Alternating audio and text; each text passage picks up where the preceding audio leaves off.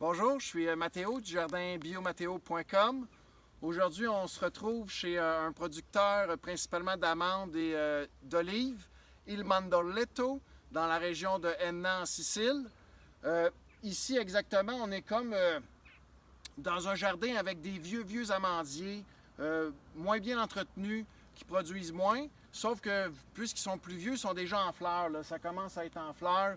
Les amandiers, ça a une odeur là, exceptionnelle. Magnifique. Donc, le petit producteur ici, Maurizio, qui nous a fait faire une visite, nous a expliqué là, un peu la culture de l'amande, de l'olive. Puis j'ai trouvé ça intéressant parce que il vit la même chose que moi. Lui, il a une petite terre, une production familiale. Il vend toute sa production, là, surtout locale. Il exporte peu. Puis l'an dernier, ça a été une année terrible pour les olives. Maladie, beaucoup de pluie. Donc, cette année, il va faire des travaux, puis ben, il n'y avait pas les fonds nécessaires pour les faire. Donc, c'est un peu particulier parce qu'effectivement, on s'aperçoit que ça prend beaucoup d'argent, mais en agriculture, tu ne deviens jamais riche, là. Donc, voilà, ici, c'est comme le vieux site de la ferme. Si on regarde juste ici, on a une plantation de jeunes oliviers. Lui, il y a une jeune plantation d'oliviers, mais qui produisent beaucoup. Puis, l'autre côté, on a une plantation d'un jeune amandier qu'on va voir là en photo là, plus en détail. Comme vous le voyez ici, il est vraiment dans une vallée. Puis il est chanceux parce que lui, ça lui permet d'avoir de l'eau toute l'année pour faciliter son irrigation. On va voir là, une citerne, entre autres, là, qu'on va avoir pris en photo. Puis voilà. Toute la récolte, autant des amandes que des olives, se fait mécaniquement avec de la machinerie spécialisée. Ce qui fait qu'il fait venir ces gens-là pour faire la récolte. Puis sinon, là, il roule la ferme là, avec 3-4 personnes dans la majorité du temps.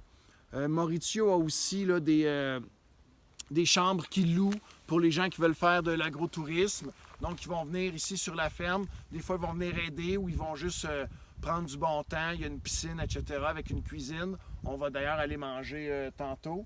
Ce qui fait que Maurizio, grosso modo, c'est ça ses productions. C'est un paysage magnifique. On est début mars, puis déjà une belle chaleur. Les amandiers commencent à être en fleurs. Puis les oliviers qui commencent à avoir aussi une belle couleur, même si ça perd jamais ses feuilles.